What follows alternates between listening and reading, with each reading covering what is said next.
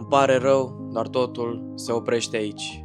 N-am mai postat de 5 luni de zile și Instagramul e mort, TikTok-ul și el e mort, iar YouTube-ul e la fel de mort. Bine, și înainte era mort, doar că acum îi și mai mort. Gen, deja îi pregăteam să scriu. Și sincer, nu-mi place deloc ce văd. Așa că...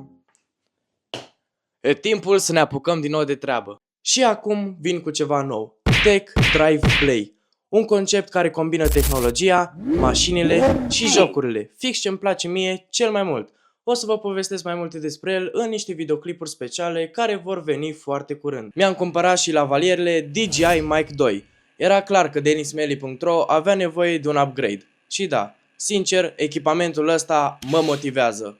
Sună altfel, se simte altfel, e alt vibe. Am lucrat și la site-ul denismelly.ro. Acum e aproape 100% gata, dar îi fac o revizie generală. Vreau să fie totul pus, ca la 4AC și să fie numai bun de urcat pe Google. Și în toată perioada asta de pauză, pot spune că am descoperit o pasiune foarte mare pentru editarea video. Am început să colaborez și cu Liceul Tehnologic Vasile Deac, iar din clipurile pe care le-am făcut pentru ei, dar și pentru mine, am învățat o grămadă de trucuri noi. Am început să lucrez mai profi și sincer, îmi place extrem de mult. Și dacă vreți o colaborare, ceva, un videoclip, două, dați un DM acolo la băiatul și vă rezolv el, desigur.